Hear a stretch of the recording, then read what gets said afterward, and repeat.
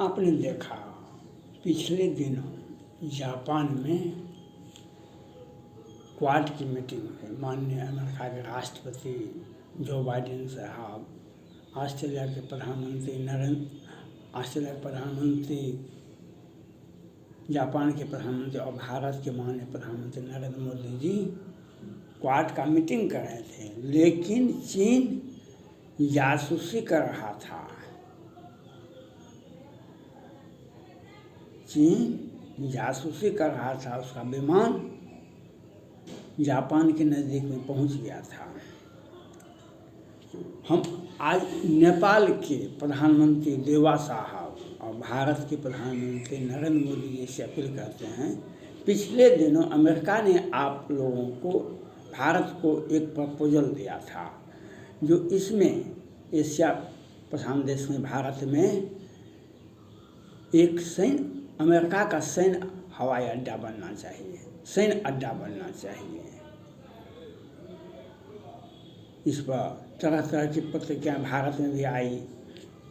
आज हम नेपाल के प्रधानमंत्री देवा साहब से और भारत के प्रधानमंत्री नरेंद्र मोदी जी से अपील करना चाहते हैं, आप नेपाल के प्रधानमंत्री को आगे आना चाहिए और समझ बूझ करके भारत और नेपाल के बीच में एक नो लैंड है, एक नो लैंड है। वहाँ पर भारत और नेपाल दोनों मिल करके अमेरिका को सैन्य अड्डा बनाने के लिए देना चाहिए, मेरा मानना है। क्योंकि भारत के ज़मीन पर तो चीन का बहुत बड़ा विस्तार हो गया है। यह 1959 से ही हुआ है, 1962 में भी हुआ था, जब भारत के प्रधानमंत्री नेहरू जी हुआ करते थे। लेकिन वह 1962 में ही नहीं हुआ, 1950 में ही तिब्बत को चीन ने ग्रहण कर लिया था। 1947 में भी पाकिस्तान के कौन सेना का लोग और कौन मुजाहिदीन सब जम्मू कश्मीर में कत्ले आम हिंदुओं के साथ किए थे। ये होता रहता है दुनिया में। आज भारत के हिमाचल प्रदेश, अरुणाचल प्रदेश, उत्तराखंड, लिपुलेख और बहुत भारत के लेह लद्दाख, पेंगोंग झील पर चीन नज़र गड़ाए बैठा है और वह प्रत्येक दिन 2-2 इंच चलता है, 2 फीट नहीं चलता है। अब क्वाड में यह फैसला हो गया है, अमेरिका के राष्ट्रपति जो बाइडेन साहब ने कहा कि इस क्षेत्र में बहुत कुछ काम करना है और भारत के माननीय प्रधानमंत्री नरेंद्र मोदी जी भी ऐलान कर दिए, चीन से हिसाब किताब होगा। और चीन का तोड़ निकालने के लिए, चीन का सही इलाज करने के लिए क्वाड का गठन हुआ है। इसमें 7 देश 8 देश हैं और बहुत सारे देश ऑनलाइन मिले थे, लेकिन 4 देश बड़े देश के नेताजी वहाँ आए हुए थे जापान में। तो युद्ध होगा भारत से चीन को, युद्ध होगा चीन से जापान को, युद्ध होगा चीन को ताइवान से। बहुत सारा मुद्दा है, बहुत सारा देश है जो चीन से खपा है। वह जो होगा सो होगा, जो लड़ेंगे सो लड़ेंगे, लेकिन हमारे सुरक्षा अति आवश्यक है। हम सुरक्षित रहेंगे तब न लड़ेंगे। और नेपाल का भी बहुत सारा ज़मीन चीन ने हड़प लिया है। चीन ने नेपाल का बहुत बड़ा ज़मीन हड़प लिया है और बहुत बड़ा इन्वेस्टमेंट भी किया है नेपाल में चीन ने। आज श्रीलंका को पहले भारत के माननीय प्रधानमंत्री नरेंद्र मोदी जी, अमेरिका के राष्ट्रपति जो बाइडेन साहब, उसके पहले ट्रंप साहब थे, बहुत समझाते थे श्रीलंका को। श्रीलंका बात सुनने के लिए तैयार नहीं था। वहाँ के सत्ता में बैठे व्यक्ति को चीन अनेक तरह से प्रलोभन देता है। जैसे नेपाल के प्रधानमंत्री इसके पहले थे ओली साहब, वे भी चीन के हाथ में, आपने देखा होगा नेपाल में जो चीन के महिला, नेपाल में जो राजदूत थी, वह कितना सक्रिय था और किस तरह से नेपाल के राजनीति को प्रभावित करते थे। हम नेपाल से यह अपील करते हैं, जो भारत नेपाल के प्रधानमंत्री से और भारत प्रधानमंत्री से दोनों आदमी एक विचार विमर्श कर अमेरिका को भारत और नेपाल में जो नो लैंड है ज़मीन, वह ज़मीन अमेरिका को सैन्य हवाई अड्डा बनाने के लिए दे दिया जाना चाहिए। इससे नेपाल भी सुरक्षित रहेगा, भारत भी सुरक्षित रहेगा और हम दोनों का और अमेरिका का भी दुश्मन चीन पर कड़ी नज़र रखी जाएगी। और आज दुनिया यह देख लिया, रूस सुपर पावर बहुत पहले से है, हमारे आपके जन्म से पहले से है, लेकिन रूस ने अपना सुपर पावर दिखाते हुए यूक्रेन पर हमला किया। आज कल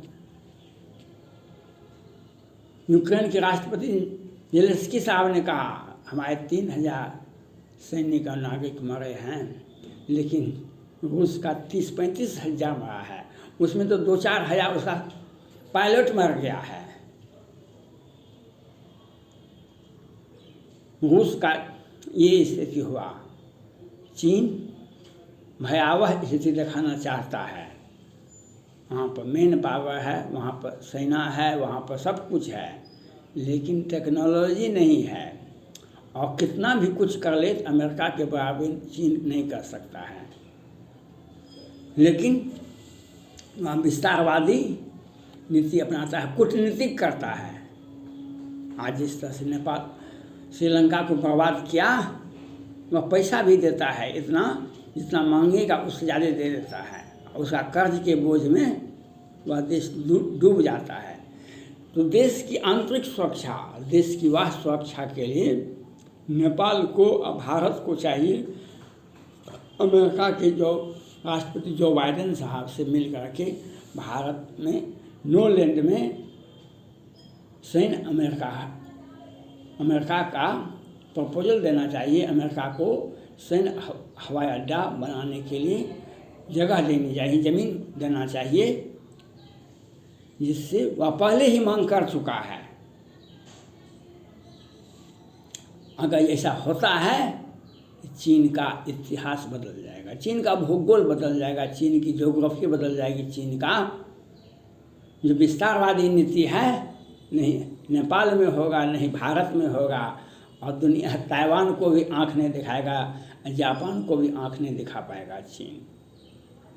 और उससे भी अधिक नेपाल को, भारत को चाहिए हर हाल में जो सामान, चाहे सुरक्षा के हथियार में लगे या बच्चों के खिलौना में लगे, चीन का एक भी सामान भारत या नेपाल नहीं आना चाहिए। आप उसके सामान खरीदेंगे तो उसके पास में पैसे जाएंगे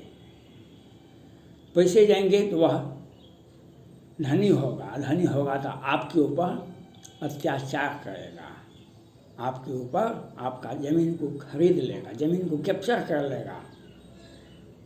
इसलिए हर हाल में चीन की बने वस्तुओं का बहिष्कार कीजिए। महात्मा गांधी जी ने भी उस समय में जब भारत छोड़ो आंदोलन हुआ था 1942 में, तो विदेशी सामान की होली खेली गई थी, इसे जलाया गया था। आपको, नेपाल को, भारत को यह सोचना पड़ेगा कि चीन की बनी वस्तुओं का हम सेवन नहीं करें। और यह सरकार के ऊपर निर्भर है बहुत सारा सामान अब व्यापारियों के ऊपर है, जनता के ऊपर है, चीन के बने वस्तुओं का आप भारत या नेपाल नहीं लावे। और सैन्य हवाई अड्डा बनाने के लिए तत्काल प्रपोजल देना चाहिए नेपाल के प्रधानमंत्री को, भारत के प्रधानमंत्री को, जो जल्द से जल्द अमेरिका के राष्ट्रपति जो बाइडेन साहब ने जो पहले मांग किए थे, हमको यहाँ पर सैन्य हवाई अड्डा बनाना है, चीन को कंडोन करने के लिए। आपके मन में जो होगा, तालिबान में, अफगानिस्तान में जो बनाया था हवाई अड्डा, वह वहाँ के लिए बनाया गया था। हम उसके देश की सुरक्षा करने के लिए, भारत की सुरक्षा से अमेरिका का सुरक्षा प्रभावित होता है, नेपाल की सुरक्षा से भारत की सुरक्षा प्रभावित होता है, और ताइवान का सुरक्षा प्रभावित होता है, वियतनाम का सुरक्षा प्रभावित। चीन जो है सभी देशों के ऊपर अपना विस्तारवादी नीति अपना रहा है। इसके लिए आपको सैन्य हवाई अड्डा बनाने के लिए दिया जाना चाहिए। और इशारे में ही अमेरिका के राष्ट्रपति जो बाइडेन साहब ने जापान में बैठ कर के ये बात कहे कि इस क्षेत्र में हमको बहुत सारा काम करना है। चीन को कंडोन करने के लिए नज़दीक में हवाई अड्डा बनाना ज़रूरत है। उसके अमेरिका का सब कुछ इतना विकसित है उसका। चीन जब जो बाइडेन साहब जापान आ रहे थे, उन्हें पत्रकार ने पूछा कि सो किम जोंग साहब परीक्षण पर परीक्षण कर रहे हैं, कहा कि वह क्या कर रहा है उससे हमको चिंता करने की कोई आवश्यकता नहीं है। तो आप इतने मजबूत रहें, आपका रडार, इसका आपका जो चीन के हथियारों को नाश कर दे वैसा हथियार विकसित कर रहा है अमेरिका। सभी प्रकार के मिसाइल, चाहे किम जोंग का मिसाइल हो या चीन का मिसाइल हो, उसको बस्ट कर ही नहीं। आज कितना रूस का मिसाइल फटने से पहले ही बर्बाद हो गया। वह अमेरिका का सिस्टम है, वह अमेरिका के पास में क्षमता है, आपके पास में, हमारे पास में वो क्षमता नहीं है, वह होगा भी नहीं आपके पास में, चीन के पास में भी कभी नहीं होगा। लेकिन इसलिए अमेरिका अगर नज़दीक, मतलब उसका हवाई अड्डा, सैन्य हवाई अड्डा नो लैंड में रहता है, भारत नेपाल के बीच में रहता है, तो चीन को आप अपने घर में बैठे बैठे चीन का सर्वनाश कर देंगे। वह तभी होगा जब अमेरिका का सैन्य हवाई अड्डा बनना चाहिए नो लैंड में, किसी का ज़मीन भी नहीं गया, और हमारी संप्रभुता, भारत की संप्रभुता, चीन नेपाल की संप्रभुता अक्षुण्ण रहेगी।